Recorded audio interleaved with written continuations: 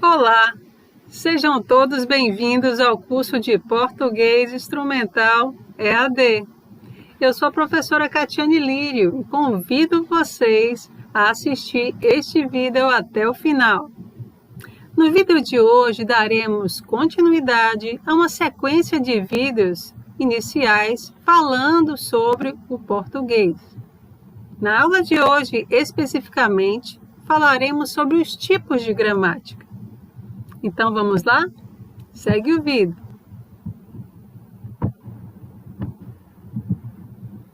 Na pauta da aula de hoje, no número 1, teremos a apostila Saber e Poder. 2, falaremos sobre os tipos de gramáticas. E o 3, teremos uma atividade orientada com filmes. No número 1, a apostila Saber e Poder, neste momento, é interessante que vocês já tenham feito a devida leitura, onde vocês perceberão os aspectos de origem da própria língua a respeito da linguística. Não somente este material, que devem ser feitas as devidas leituras, mas os demais materiais que acompanham a própria videoaula. Então, vamos continuar. No número 2, falando sobre os tipos de gramática, na aula anterior, nós já falamos sobre alguns conceitos. Lembrar que, dependendo da referência, da fonte que vocês peguem, no caso, a explicação desse material, vocês vão perceber uma diferença, muitas vezes, em nomenclatura. Então, fiquem atentos. Falaremos, então, o que realmente é a gramática. 2, quais são essas variações de gramáticas e a própria divisão dentro da gramática, a respeito da fonética, morfologia, sintaxe, semântica e estilística. Esses aspectos de divisão da gramática é interessante que vocês, de maneira em particular, estudem em várias fontes para entender um pouco mais. Não trataremos neste vídeo essas divisões em particular. Bom, no outro, norma culta e norma coloquial, são os aspectos que nós normalmente falamos ou escrevemos.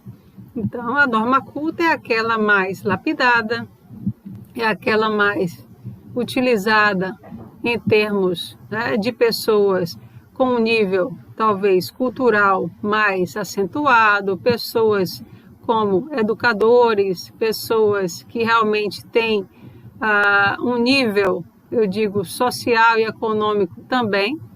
Isso vai depender muito do meio que a pessoa utilize. No modelo da norma coloquial, é aquele modelo que nós utilizamos na maior parte das vezes no nosso dia a dia.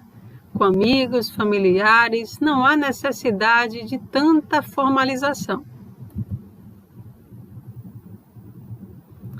Bom, o conceito de gramática. A gramática é um sistema complexo e passível de diversas concepções, por isso ela é dividida em tipos distintos. Nós falamos anteriormente sobre alguns tipos de gramática, inclusive tem um que eu não coloquei aqui, mas eu vou citar novamente para que vocês possam entender. De acordo com o nosso universo, a gramática ela pode ser subdividida em normativa, descritiva, histórica e comparativa. Mas vocês vão entender que, dependendo de onde vocês tirem a referência, haverá uma nomenclatura ou um termo específico para descrever os diversos tipos de gramática. Vamos falar, então, de maneira geral, quais são os modelos de gramática que nós temos. O primeiro seria a gramática normativa. Claro, basicamente todos vocês lembram da gramática como aquela Bíblia, aquele livro onde existem todas as regras que nós, falantes da língua, devemos seguir. Então, essa é a gramática normativa. Eu vou ler para vocês. É bastante utilizada em sala de aula e para diversos fins didáticos. A gramática normativa busca a padronização da língua, indicando através de suas regras como devemos falar e escrever corretamente. Aqui, a abordagem privilegia a prescrição de regras que devem ser seguidas, desconsiderando os fatores sociais, culturais e históricos aos quais estão sujeitos os falantes da língua. Então, só para recordar, a gramática normativa é aquela que muitas vezes a gente tem realmente como a Bíblia, né? Uma Bíblia, algo que nós iremos buscar a referência em termos assim da palavra, como utilizar a palavra, a frase correta, a ordem, né? Das classes de palavras, todos aqueles aspectos em geral vocês vão encontrar basicamente nessa Bíblia gramatical. É esta que normalmente os estudantes eles têm aí para os seus estudos como algo básico, eu digo, para que um falante ele fale de maneira correta, escreva de maneira correta. Bem, a gramática descritiva. Se vocês lembram bem do último vídeo, a gramática descritiva, ela analisa vários outros aspectos que não aquele, o de fato, né, corretamente gramatical, onde normalmente nós nos baseamos pela gramática, aquela palpável que eu falei anteriormente. Vou ler para vocês. A gramática descritiva analisa um conjunto de regras que são conseguidas considerando as variações linguísticas da língua ao investigar seus fatos, extrapolando os conceitos que definem o que é certo e errado em nosso sistema linguístico. Então, para traduzir, não sei se vocês já ouviram falar sobre o autor, né, Patativa do Assaré. Ele realmente é um conhecedor da própria linguística em si, mas ele utiliza muitas vezes em suas falas, em sua escrita, e muitas vezes em poemas e poesias, algo que retrata o social, os aspectos talvez locais. Ele fala ou ele escreve de uma forma que ele extrai as concepções do próprio ambiente, dos próprios falantes daquele local. Então, é considerado aí uma gramática descritiva aquela que realmente apresenta aspectos da vida, do dia a dia, do cotidiano daquele falante. Não a necessidade de estar corretamente falando, eu digo assim, gramaticalmente correto, como a gramática normativa. Na gramática descritiva, há valorização, se há um entendimento entre os falantes, está muito mais do que correto. Então, a gramática descritiva, ela valoriza esses aspectos, certo? Se há um entendimento de fato entre os falantes, mesmo que aquelas palavras ou aquelas frases não estejam de fato corretas, se a gente for fazer um comparativo com a gramática normativa, não tem problema. Então, a gramática descritiva, ela valoriza esses fatos, tá? Bom, continuando, a gente tem a gramática histórica. Eu acho que essa aí é mais fácil da gente entender. Ela investiga a origem e a evolução de uma língua, representando os estudos diacrônicos. Então, a gramática histórica, ela vai analisar toda a trajetória aí de evolução mesmo da própria língua. Então, é muito mais fácil a gente perceber através do tempo. Bom, a gramática comparada, ela estabelece comparação da língua com outras línguas de uma mesma família. No caso da nossa língua portuguesa, as análises comparativas são feitas com as línguas românicas.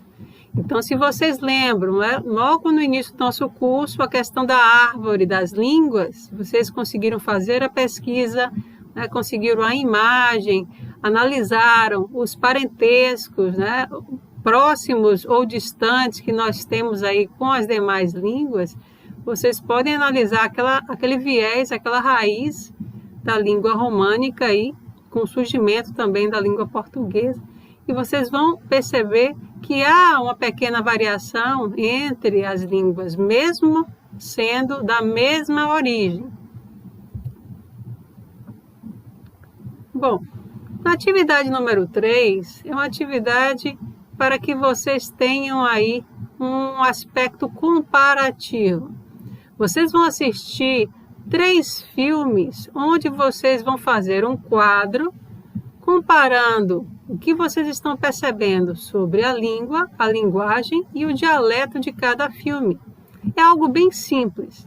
Então, vocês vão me dizer qual é a língua daquele filme, qual é a linguagem utilizada e qual é o dialeto. No caso da língua, vocês podem falar a língua em si, né, ou o idioma, a linguagem, que é esse processo, né, de comunicação, como está sendo feita essa linguagem, e o próprio dialeto. Se há dialetos dentro desse filme, né? Se em determinadas partes do filme você tem aí a presença de algum dialeto. Então, quais são esses filmes, certo? São 3 filmes aí: A Marvada Carne, O Ilusionista e O Baile. Então, essa atividade é uma atividade que vocês vão fazer tanto individualmente, como também vocês podem fazer em dupla. Então, resumidamente, vocês farão um quadro comparativo entre esses filmes, observando justamente esses aspectos que eu falei. Os filmes são esses: O Baile, A Marvada Carne e O Ilusionista. Eu acho que alguns desses vocês talvez já tenham assistido, só que agora vocês vão analisar de uma forma diferente. Vocês vão analisar em termos do aspecto e a visão de um linguista, né?